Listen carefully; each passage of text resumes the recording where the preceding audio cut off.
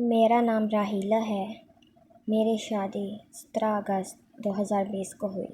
میں کوئٹہ کی رہنے والی تھی اور کافی خوبصورت بھی تھی۔ شادی کے بعد میں ڈیرہ اللہ یار میں آ گئی تھی۔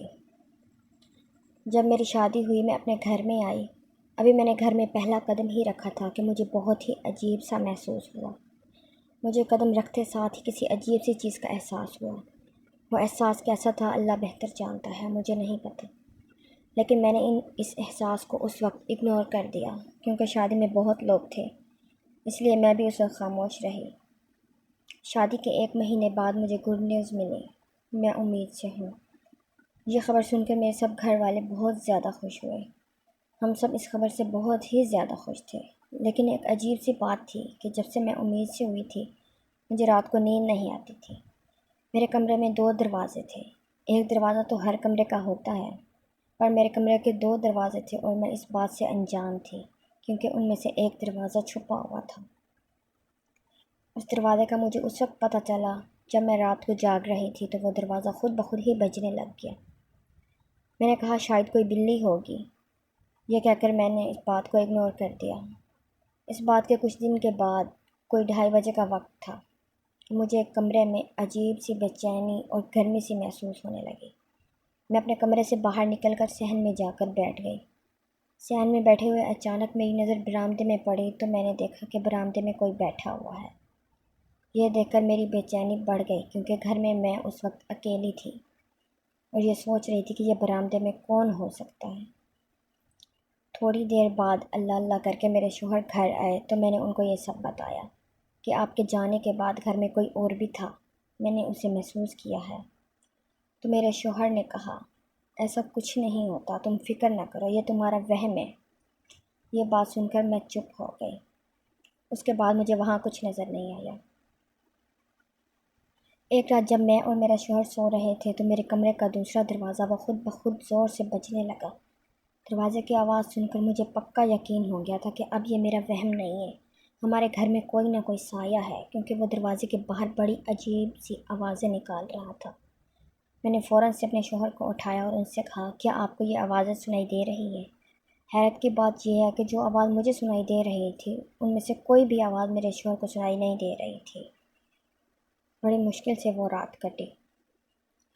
اب کوئی 4-5 دن کے بعد کی بات ہے کہ رات کے وقت میں اور میرا شوہر سو رہے تھے کہ اچانک سے مجھے میرے پیٹ پر بہت ہی زیادہ وزن محسوس ہوا۔ ایسا لگا جیسے کسی نے میرے پیٹ پر بہت ہی زیادہ وزنی پتھر رکھ دیا۔ میں نے آنکھ کھول کر دیکھا تو میں نے اپنے قریب ایک بہت ہی کالے سے سائے کو پایا۔ وہ سایہ میرے پیٹ پر بیٹھا ہوا تھا۔ میں اسے دیکھ کر بہت ہی ڈر گئی۔ اسے دیکھ کر میں کچھ وقت کے لیے سکتے میں چلی گئی تھی۔ نہ جانے وہ کیا چیز تھی۔ اسے دیکھ کر میرا کلیجہ منہ کو آنے لگ گیا۔ اللہ اللہ کر کے وہ رات گزری۔ صبح اٹھتے ساتھ ہی میری طبیعت خراب ہونے لگ گئی، مجھے الٹیاں آنے لگ گئی تھیں۔ اس کے بعد میرے پیٹ پر وزن پڑنے کی وجہ سے میرا بچہ بھی ختم ہو گیا تھا۔ پھر مجھے لوگوں کی طرح طرح کی باتوں کا سامنا بھی کرنا پڑا۔ کچھ عرصے بعد اللہ نے مجھ پر پھر سے اپنا کرم کیا۔ ہم دوبارہ سے بہت خوش تھے۔ میرا شوہر اب میرا پہلے سے بھی زیادہ خیال رکھ رہے تھے۔ سب کچھ بہت اچھا چل رہا تھا۔ پھر ایک رات کی بات ہے کہ میں بیڈ پر اپنے شوہر کے ساتھ سو رہی تھی اور وہ سایہ بالکل میرے شوہر کی شکل کا روپ دھار کر میرے قریب بیٹھا ہوا تھا۔ اور جب میں نے مڑ کر اس کی طرف دیکھا جو میرے ساتھ بیٹھا ہوا تھا تو اس نے اپنا حیوانی سا منہ بنا کر مجھے دیکھ کر ہنسنے لگ گیا۔ میں نے اس وقت آیت الکرسی کا ورد شروع کیا تو وہ وہاں سے غائب ہو گیا۔ جب میں نے اپنے شوہر کی طرف دیکھا تو وہ گہری نیند میں سویا ہوا تھا۔ میں نے اسے اٹھانا مناسب نہیں سمجھا کیونکہ مجھے پتہ تھا وہ میری بات کا یقین نہیں کرے گا۔ خیر میں صبح اٹھی اور میں نے جب اپنے جسم کو دیکھا تو میرا جسم نیلا ہو رہا تھا۔ میں بہت حیران ہوئی۔ میں نے زور سے ایک چیخ ماری اور بے ہوش ہو گئی۔ اتنے میں میرے شوہر بھاگ کر آئے اور مجھے پھر ہسپتال لے کر دکھایا تو دوبارہ سے میرا بچہ ختم ہو گیا۔ اب یہ 5 ماہ کا تھا۔ جب میں نے اس بچے کو دیکھا تو میرا کلیجہ منہ کو آ گیا کیونکہ وہ بچہ انسان کی شکل کا نہیں تھا، اس کی شکل حیوان جیسی تھی۔ اللہ جانے ایسا کیسے ہو گیا تھا۔ اس بچے کو ہاتھ میں اٹھا کر میں زور زور سے رونے لگ گئی۔ میرے شوہر اور میرے دیور نے فوراً اس بچے کو مجھ سے لے کر اسے دفنا دیا۔ اور میں نے اس وقت رو رو کر اپنا برا حال کر لیا تھا۔ اس کے بعد جب میں گھر واپس آئی تو میرے گھر میں اب روز رات کے وقت ایک بلی روتی تھی۔ اس بلی کو روتا دیکھ کر میں بہت زیادہ ڈر جاتی تھی۔ اب میں خود کو وہاں پاگل سمجھنے لگ گئی تھی، کیونکہ وہاں کوئی بھی میری بات کا یقین نہیں کرتا تھا۔ اگر میں ادھر کچھ عرصہ رہتی تو شاید میں اصلی پاگل ہو جاتی، کیونکہ وہ سایہ کبھی میرے کمرے میں رات کو آگ لگا دیتا تھا، اور کبھی وہ کمرے کو سارا پانی سے بھر دیتا تھا، اور کبھی مجھے واش روم سے کسی بچے کی رونے کی آوازیں آتی تھیں۔ میرے سسرال کو لگتا تھا کہ شاید میں نے اپنے بچے کا غم لے لیا ہے، یہ صرف اس کے صدمے کی وجہ سے میں پاگل ہو گئی ہوں۔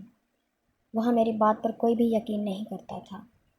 پھر ایک دن میری امی مجھ سے ملنے میرے گھر آئی تو میں نے انہیں اپنے ساتھ جو ہوا وہ سب کچھ بتایا۔ یہ سننے کے بعد میری امی مجھے اپنے ساتھ کوئٹہ لے گئی، اور وہاں جا کر میرے ساتھ جو ہوا میں بتا نہیں سکتی۔ میں نے بہت ہی زیادہ برداشت کیا۔ میں امی کے گھر جا کر معذور ہو گئی تھی اور اندھی بھی ہو گئی تھی۔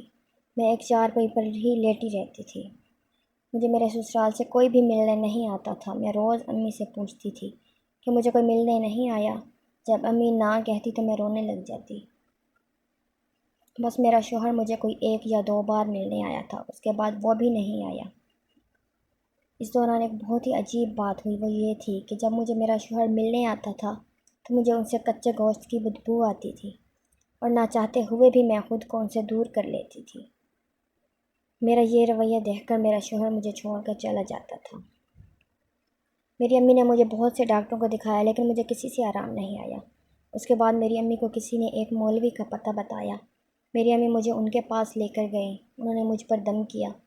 ان کے پاس جا کر مجھے تھوڑا سکون ہوا۔ پھر انہوں نے ہی میرا حساب لگایا۔ پھر بتایا کہ اس بیٹی کی جہاں شادی ہوئی ہے اس کے کمرے میں ایک سایہ ہے، اور وہ سایہ اس پر فدا ہو گیا ہے، اور ابھی تک وہ اس کے ساتھ ہے۔ وہ نہیں چاہتا کہ اس کے علاوہ کوئی اور مرد اس کے ساتھ رہے، اور اس نے ہی اس لڑکی پر بندش کی ہوئی ہے۔ تبھی اس کے سسرال والے اس کی پرواہ نہیں کرتے، اور وہ آہستہ آہستہ اس کو ختم کر کے اپنے ساتھ لے جانا چاہتا ہے۔ ہم یہ سن کر بہت ہی ڈر گئے۔ اس کے بعد انہوں نے میرے اس سے جان چھڑوانے کے لیے اس کا توڑ کیا۔ جیسے ہی اس کا توڑ ہوا میری معذوری ختم ہو گئی اور میری بینائی واپس آ گئی۔ پھر اس سے اگلے دن ہی میرا شوہر مجھے لینے کے لیے آ گئے، لیکن اس سائے نے جاتے جاتے میرا ایک نقصان کر دیا۔ پھر اس کے بعد میں کبھی بھی پھر ماں نہیں بن سکی۔ جب بھی میرا بچہ ہوتا تو وہ ختم ہو جاتا، اور یہ سایہ مجھے اب بھی اپنے سسرال کے گھر میں نظر آتا ہے، لیکن یہ سایہ مجھے کچھ نہیں کہتا، اور نہ ہی یہ میرے پاس آتا ہے۔ اب یہ سایہ مجھے اپنی نند کے کندھوں پر نظر آتا ہے، کیونکہ وہ اب امید سے ہے۔ اس کی شادی کو 3 ماہ ہو گئے ہیں۔ میں دعا کرتی ہوں کہ اس کے ساتھ ایسا کچھ نہ ہو جو میرے ساتھ ہوا۔